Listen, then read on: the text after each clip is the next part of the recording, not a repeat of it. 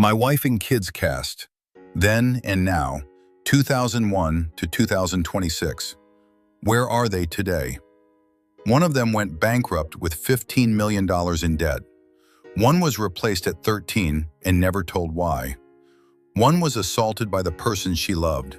And one, the man who made you laugh every single night as the perfect TV father, was quietly falling apart behind that smile the entire time. My Wife and Kids ran for 5 seasons and gave America something rare. A black family on primetime television that felt completely, beautifully real. But the people who built that magic, their real stories will leave you speechless. Stay until the end, because what happened to cast member number 7 will genuinely shock you. Welcome to Black Excellence Legends, where we don't just celebrate the highlight reel, we honor the full story. Damon Wayans Sr, Michael Kyle. Some men are born funny. Damon Wayans is one of them.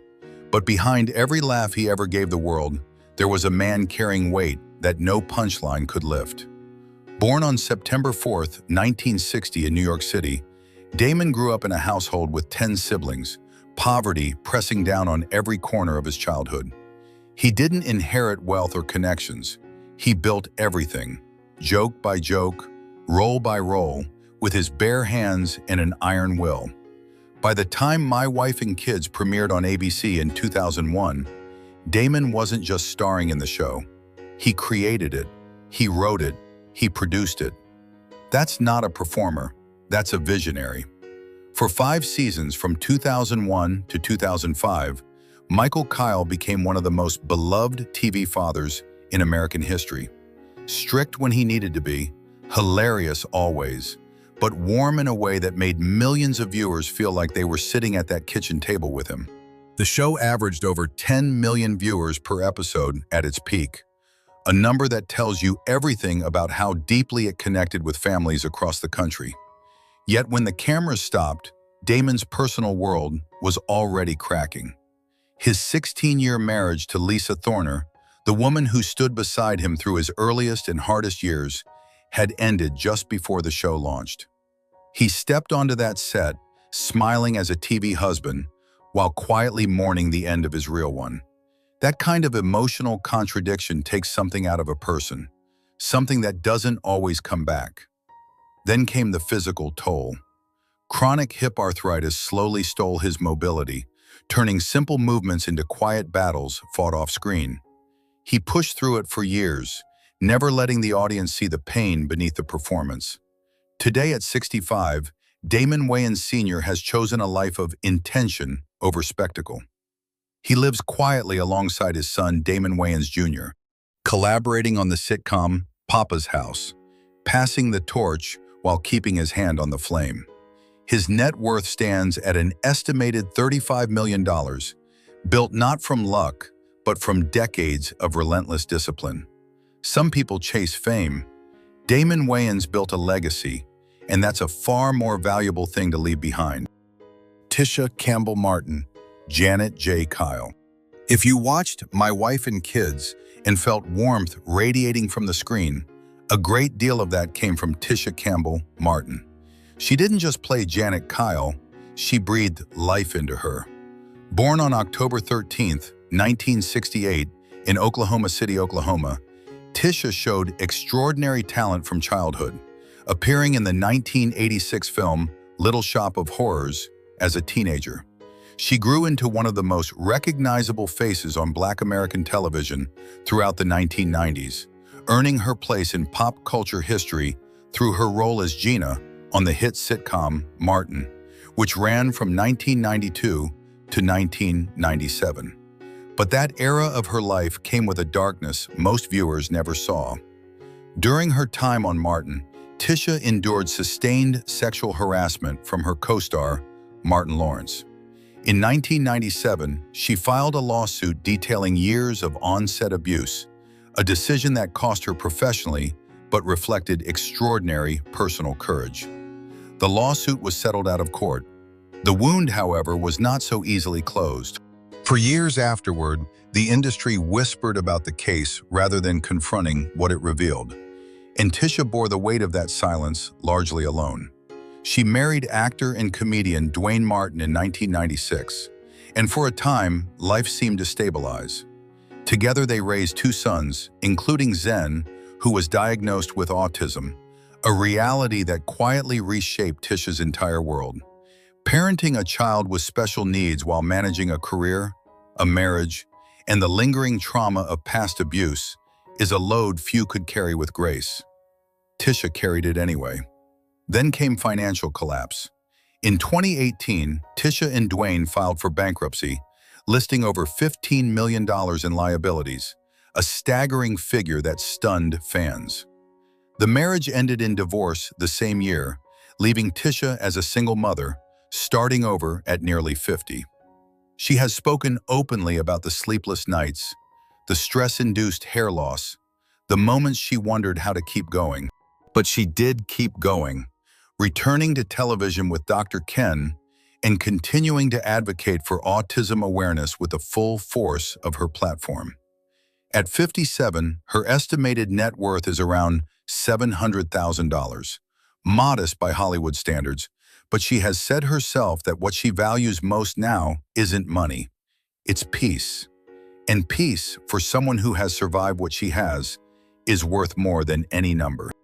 Jennifer Freeman, Claire Kyle. There is something uniquely painful about fame that arrives before you are old enough to understand what it costs. Jennifer Freeman was born on October 20th, 1985, in Long Beach, California. She was just 16 years old when she joined the cast of My Wife and Kids in Season 2, stepping into the role of Claire Kyle, the beautiful, sharp-tongued, fiercely loyal teenage daughter of the Kyle family. She replaced the original actress in the role and almost immediately became a fan favorite, her chemistry with the cast feeling natural and earned rather than manufactured. For 4 seasons, from 2002 to 2005, Jennifer showed up, delivered, and grew on screen in real time. Audiences watched her mature from a teenager into a young woman, not knowing that off-screen, the pressures doing the same work were far less gentle. When the show ended, Jennifer was 19 years old and Hollywood was offering her opportunities. She appeared in You Got Served in 2004, alongside Omarion and Marquez Houston, and in Johnson Family Vacation the same year.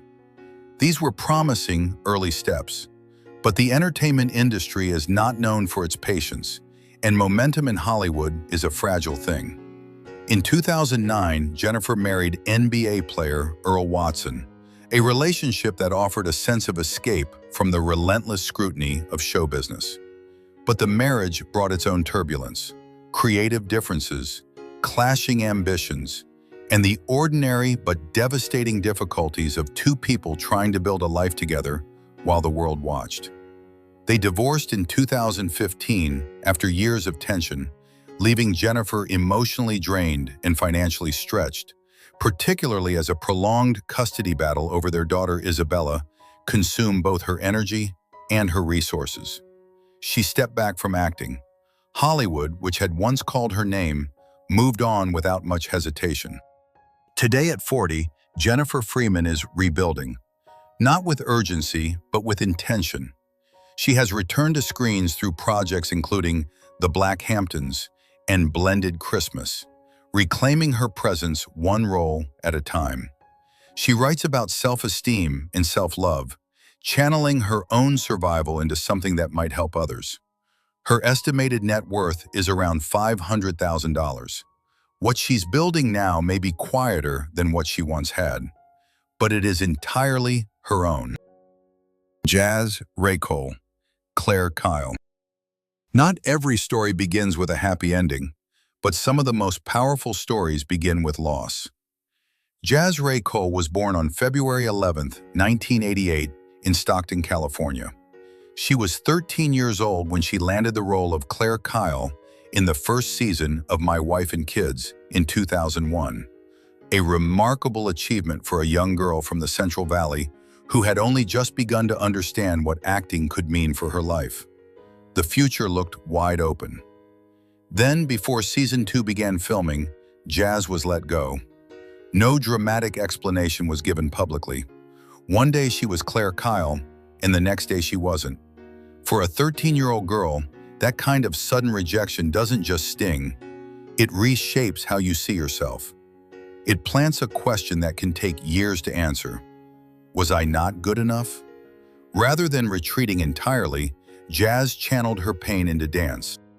She immersed herself in rigorous training at the Alvin Ailey American Dance Theater in New York, one of the most prestigious dance institutions in the world. A choice that required discipline, sacrifice, and an almost stubborn refusal to let rejection define her ceiling.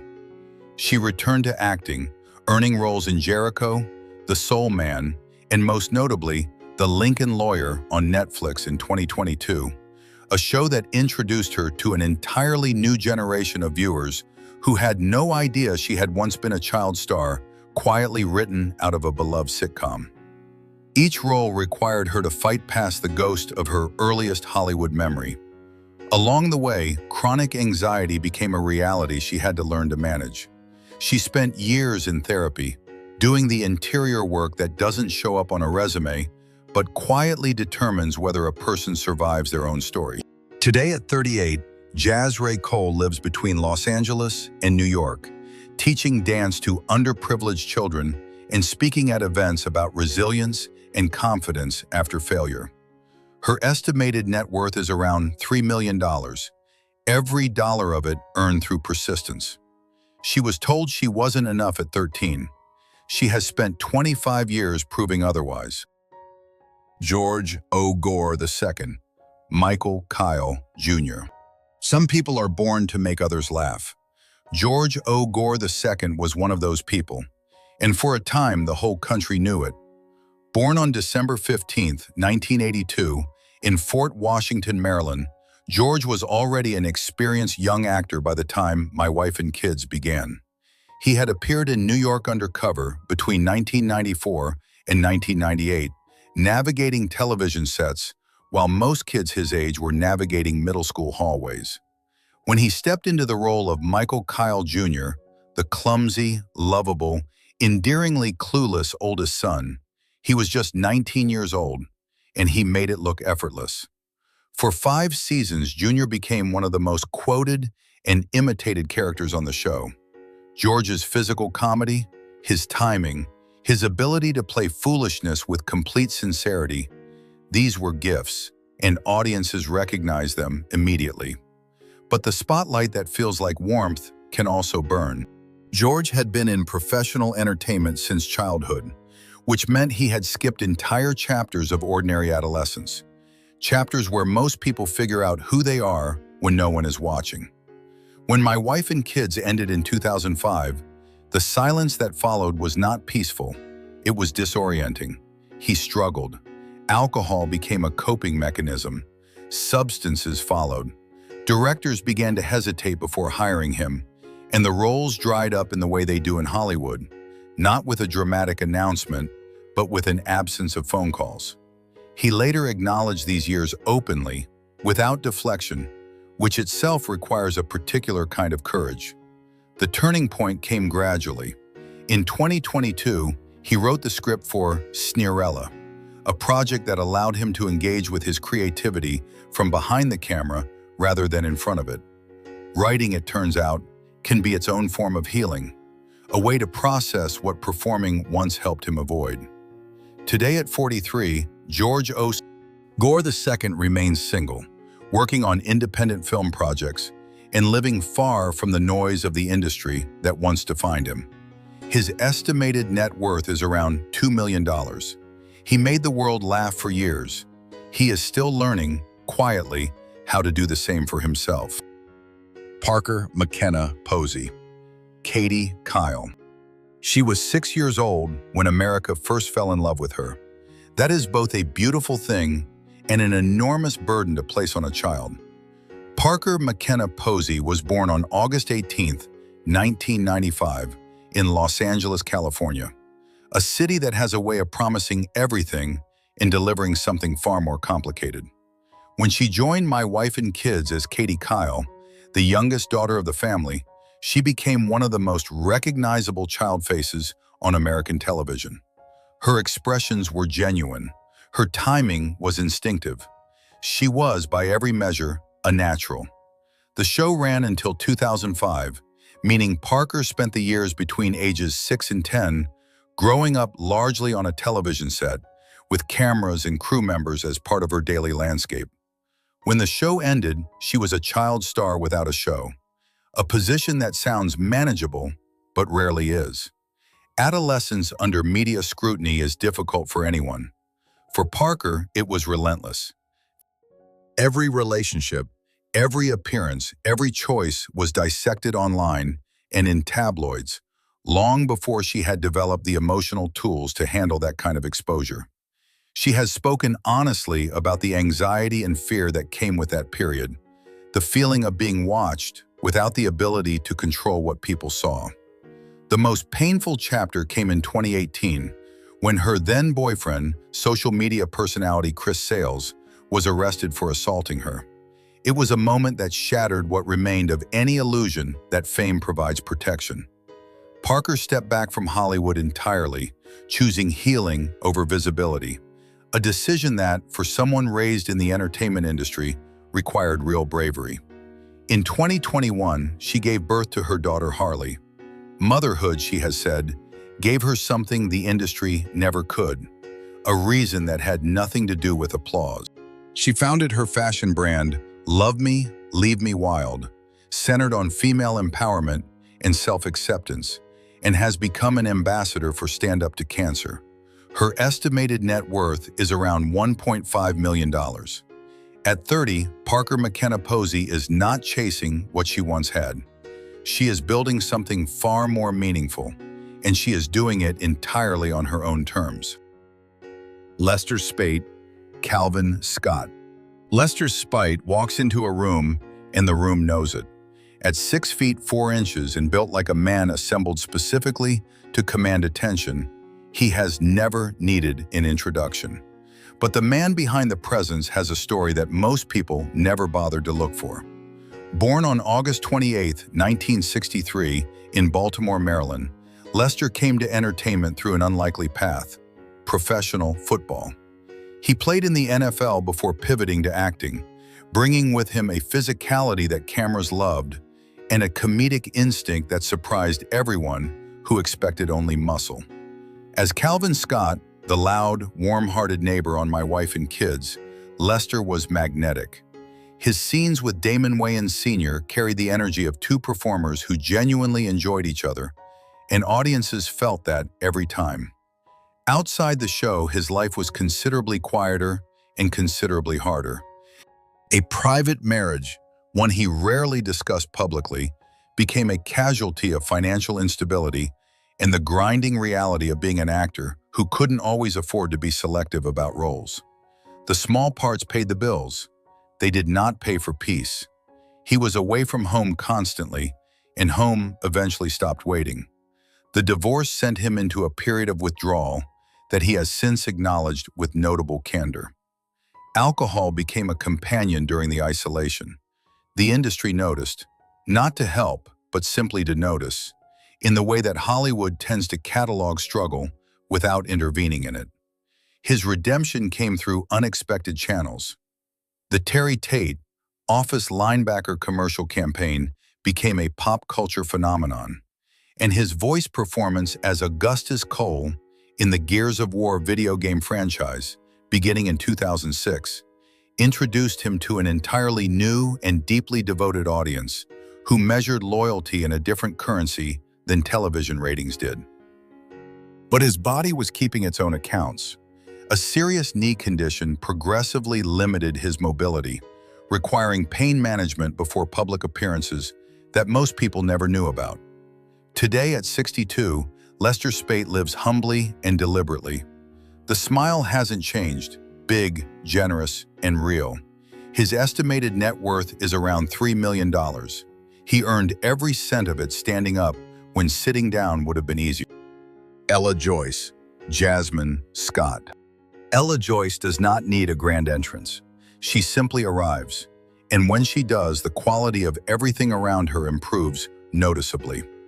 Born on June 12, 1954, in Chicago, Illinois, Ella began carving her place in American entertainment long before most people knew her name. Her most celebrated early work came through the sitcom Rock, which aired from 1991 to 1994. Her performance earned her an NAACP Image Award, recognition from within the community that means something different and arguably something deeper than mainstream industry accolades. She was a woman of genuine talent operating in an industry that did not always know what to do with genuine talent, particularly when it arrived in a Black woman over a certain age. When she joined My Wife and Kids in Season 3 as Jasmine Scott, the outspoken, kind-hearted neighbor, Ella was 47 years old. She brought a maturity to the role that younger cast members couldn't replicate, the kind of grounded, lived-in warmth that comes not from acting classes, but from having actually lived. Behind that composure, however, were years of private turbulence. Her long marriage to fellow actor Dan Martin created a dynamic she found genuinely difficult to navigate. The gap in public recognition between them, Ella's career ascending while his remained lower profile, introduced a guilt she carried quietly but persistently. She found herself pulling back from opportunities, instinctively making herself smaller to preserve the equilibrium of her marriage. Roles in Set It Off, 1996, and Bubba Hotep, 2002, passed her by, in part because of this self-imposed retreat. Chronic anxiety became a clinical reality, not merely a vague emotional experience. She underwent sustained psychological treatment, eventually turning to motivational speaking as both a professional pivot and a personal lifeline, a way to transform her own struggles into something that could reach others. Today at 71, Ella Joyce remains present, purposeful, and proud.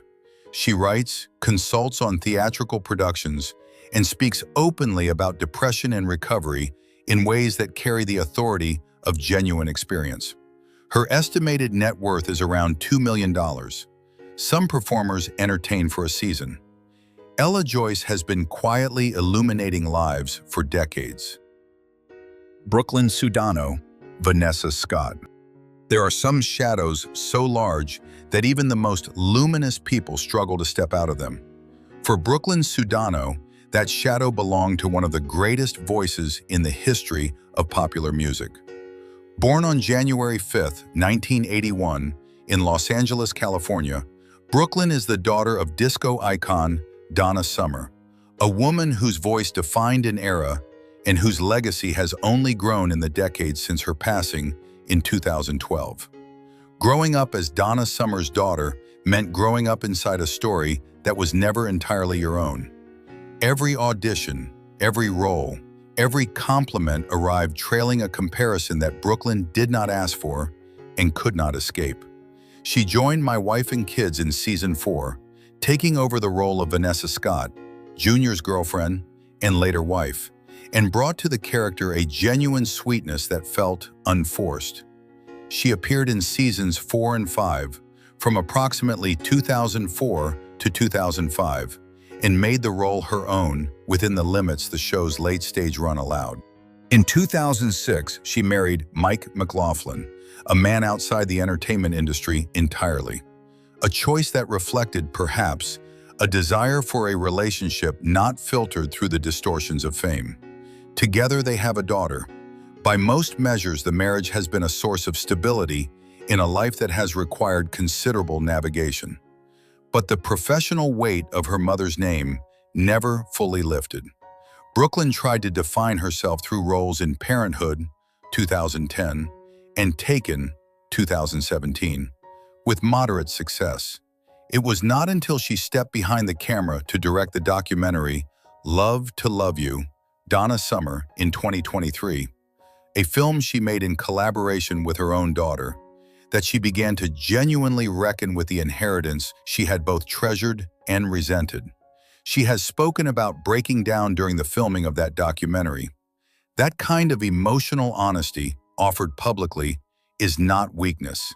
It is the work. Today at 45, Brooklyn Sudano continues to direct and produce, building a body of work that exists on its own terms. Her estimated net worth is around $3 million. She spent years running from a legacy. She is learning, finally, to carry it with grace. Meagan Good, Vanessa Scott. Meagan Good has spent her entire career being underestimated by people who only saw the surface. That is their limitation, not hers. Born on August 8, 1981, in Panorama City, California, Meagan began acting at age 7 and was a working professional before she was a teenager.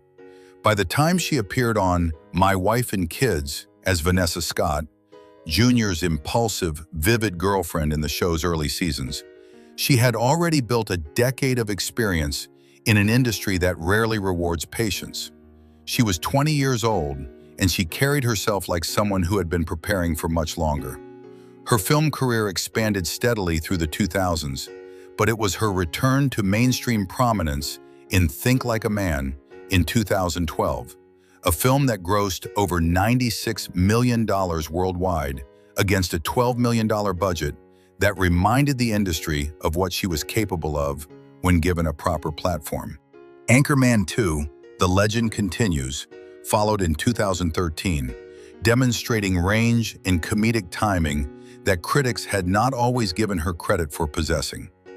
In 2012, she married Devon Franklin, a film producer and pastor whose public profile was defined by his Christian faith. Their relationship attracted enormous media attention. The synthesis of Hollywood glamour and devout spirituality made for compelling headlines. But marriage is not a headline. It is a daily practice, and the private reality of their union diverged significantly from its public presentation. After 10 years together, they divorced in 2022. The aftermath was difficult. Meagan experienced significant physical and emotional stress, rapid weight loss, chronic insomnia, and the disorienting process of redefining her identity outside of a relationship that had publicly defined her for a decade. She has since remarried actor Jonathan Majors, a relationship that has itself attracted considerable public attention given the controversies surrounding Majors in 2023 and 2024. Today at 44, Meagan Good continues to act, produce, and lead with the resilience that has characterized her entire career. Her estimated net worth is around $5 million. She has never needed anyone's permission to shine. The evidence for that spans 30 years. Damon Wayans Jr., John. Growing up as the son of a legend is a particular kind of inheritance, rich in opportunity, heavy with expectation, and never quite your own. Damon Wayans Jr. was born on November 18, 1982, in Huntington, New York, into a family whose name is woven into the fabric of American comedy. His father, Damon Wayans Sr., built a career from nothing. His uncles Keenan, Sean, Marlon, and Kim Wayans collectively shaped an entire generation of black comedy in America. To carry that name into a room was to carry history, and history is not always a light load. He appeared in My Wife and Kids not as Damon Wayans' son in a starring role, but as John, Jr.'s cheerful, slightly ridiculous best friend, a supporting position that, paradoxically, may have been exactly what he needed at that stage of his development. He was 19 years old, learning the craft on a professional set, beside performers of genuine caliber, without the pressure of carrying the show on his shoulders. The comparisons came anyway. They always do. Every time a project underperformed, someone was ready to suggest that he only had opportunities because of his family name.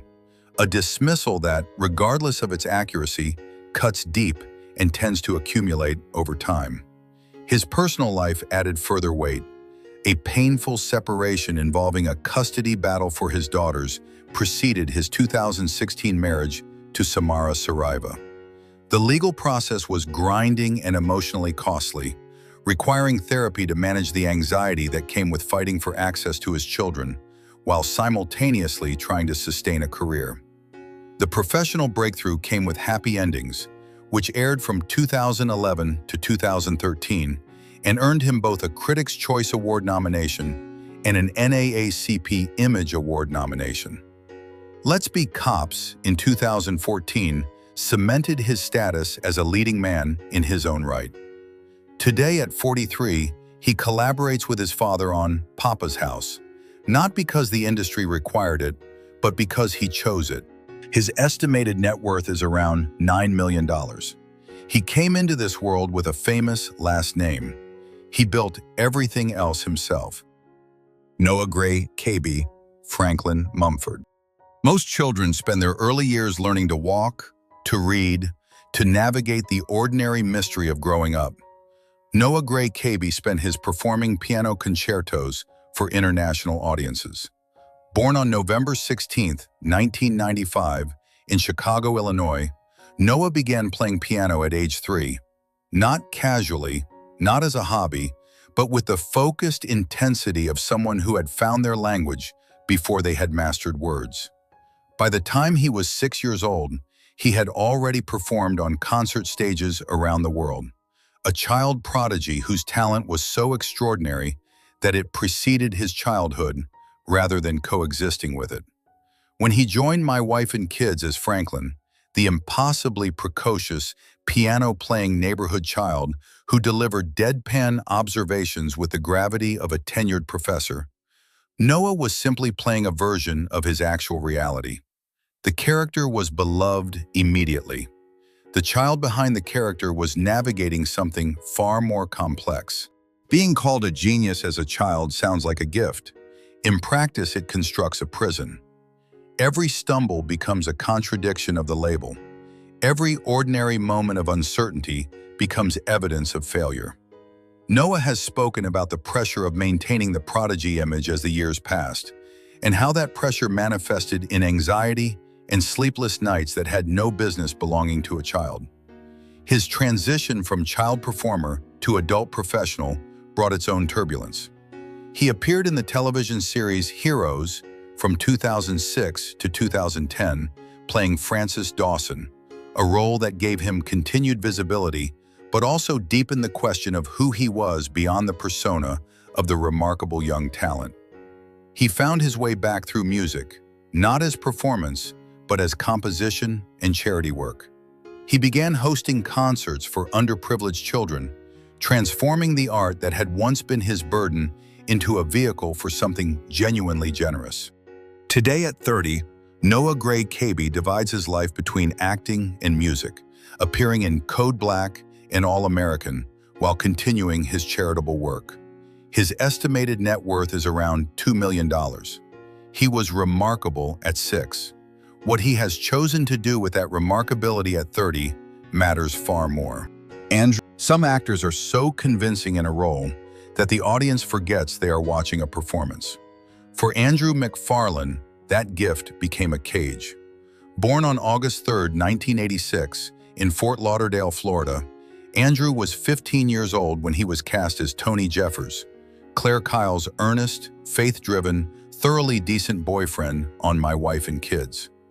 Tony was good in the way that few television characters bother to be, genuinely, uncynically, almost stubbornly good. Audiences responded to that. They trusted Tony. They liked Tony. They had considerably more difficulty separating Tony from the young man playing him.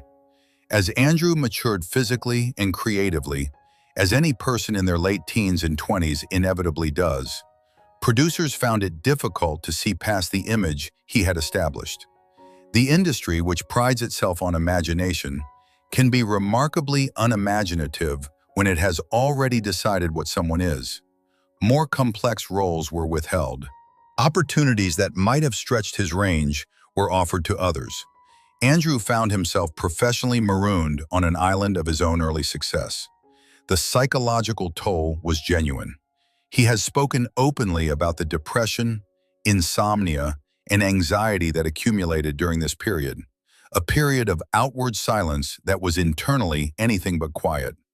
He withdrew from Hollywood, cutting contact with many former colleagues, and spent a significant period of time doing the unglamorous, necessary work of rebuilding his mental health from the ground up. meditation and yoga became not lifestyle choices, but survival tools. The discipline they required and the stillness they offered gave him access to a version of himself that had never had room to exist inside the noise of the entertainment industry. His return, in Dance Flick in 2009, produced by the Wayans family, was modest but meaningful. More importantly, he had changed.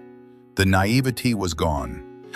In its place was a man who understood what he wanted to make and why. Today at 39, Andrew McFarland lives quietly in California, writing screenplays and developing independent productions. He dedicates time to supporting young people navigating mental health challenges, turning his own most difficult years into a map for others. His estimated net worth is around $500,000. He does not appear to consider this a disappointment. Some people measure a life in dollars. Andrew McFarland is measuring his in something harder to quantify and considerably more worth having. 25 years later, 13 people. Some rebuilt empires. Some found peace in simplicity. Some are still healing from wounds the audience never knew existed. Fame is not protection. It is exposure. And these 13 human beings remind us that behind every performance that made us laugh, there was a real person carrying something heavy, something private, something unscripted. Here is the question worth debating. Was Hollywood fair to the cast of My Wife and Kids? Or did the industry take everything they had and give back almost nothing? Drop your answer in the comments, and if this story moved you, share it with someone who needs to hear it today. Subscribe to Black Excellence Legends, because excellence isn't just about the victories. It's about who you become after everything tries to break you.